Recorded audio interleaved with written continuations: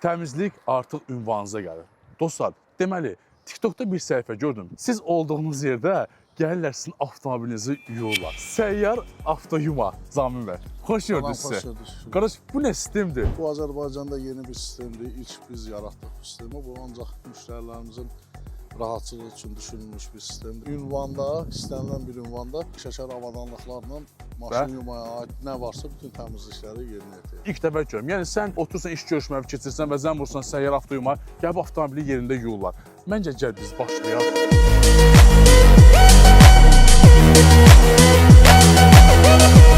Həqiqətən mən belə təsəvvür eləmirdim. Adi avtoyumada necədirsə, burada da elə yuyurlar. Soruşsanız ki, bu su necə olur? Bax, su orada onun hovuzu var. Sonra nasoslar vasitəsilə sular çəkir. Yəni, ərazi demək ki, batmır. Qiymətləri çox münasib. Yəni, adi avtoyumadan çox da fərqlənmir. Burada yuduzdurduqda siz həm cibinizə qənaət edirsiniz. Həm yanacağa, həm vaxta qənaət edirsiniz. Sedan ciplərlə yanaşı bütün ağır texnikalarda biz yuyuruq. Həm buxar üsulu olan, həm köpük üsulu olan, həm ümumiyyətlə kontaktsız, kontaktlı bütün yumaya aid nə varsa xidmətlər göstərir. Yəni dostlar, çox gözəl mövzuya toxundu. Ağır texnikalar var ki, siz bax bu səyyar avtoyumanı çağırırsınız, yerində avtomobili gəlib yuyurlar. Burada həm ximçiska deyirlər, motorxana yuyurlar, kontaktlı, kontaktsız, detallı, hər bir şey var.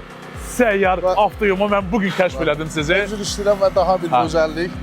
Deməli, aylıq abunələr var bizdə, paketlər. Bir dəfə aylıq abunə olursunuz da hər həftə sizin sifariş verməyə ehtiyac yoxdur. Biz özümüz həftədə bir dəfə sizə zəng edirik, vaxtı uyğunlaşdırırıq. O vaxt gəlirik, maşınınızı bütün detallı təmizləmə edirik, gedirik. Məncə bu ən gözəldir ki, sən abunə olursan, özləri vaxtı gəlib, avtomobili yuyub gedirlər, səyyar avtoyuma.